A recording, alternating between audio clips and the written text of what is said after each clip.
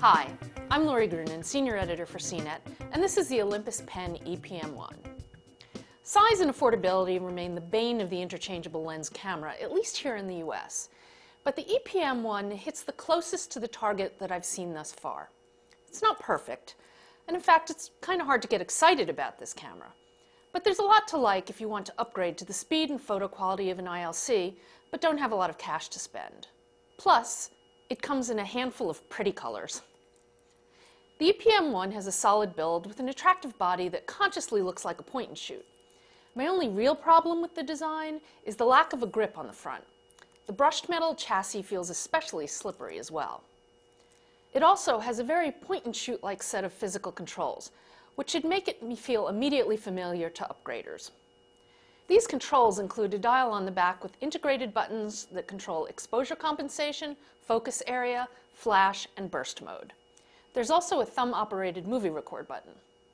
You adjust frequently needed settings via the typical scrolling around the edges of the display.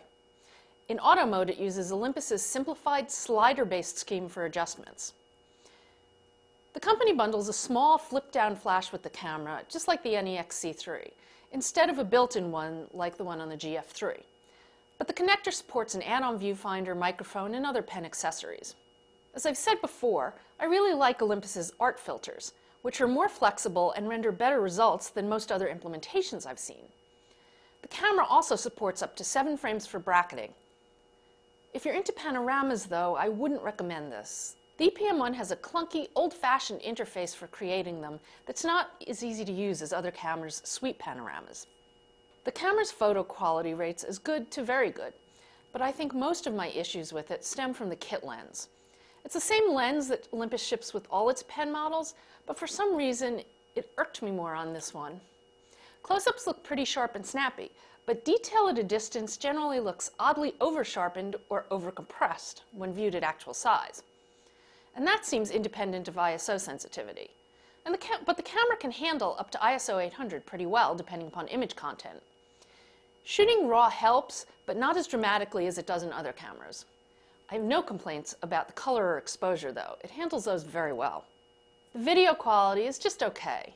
Unfortunately, you have to turn off image stabilization in order to prevent serious rolling shutter. You know, that wobble artifact that you get. But that seems to be a fact of life for video on all cameras that use sensor shift-based image stabilization systems. Still, for the occasional vacation video clips, it'll do. Unsurprisingly, given the similarity of their innards, the E-PM1 performs about the same as the EPL3. It's solid, but not stellar. While the camera's pretty fast overall and keeps up with the competition, it's really slow on startup, with a big and unusual ka-thunk sound of the shutter. The camera's very zippy for its class for burst shooting, but without a viewfinder, I still find continuous shooting awkward. Still, for the occasional action emergency and shooting kids and pets, it should fare okay. Most important, though, the E-PM1 is priced right for an entry-level interchangeable lens model, and it's a solid, if somewhat unassuming, camera. I just found myself missing features like a touchscreen and a tilting LCD, and the photo quality is a bit too inconsistent for my taste. That said, it's still better than a point and shoot, and if you're looking for a step-up model that's pretty compact, this is a good, affordable alternative. I'm Lori Grunin, and this is the Olympus E-PM1.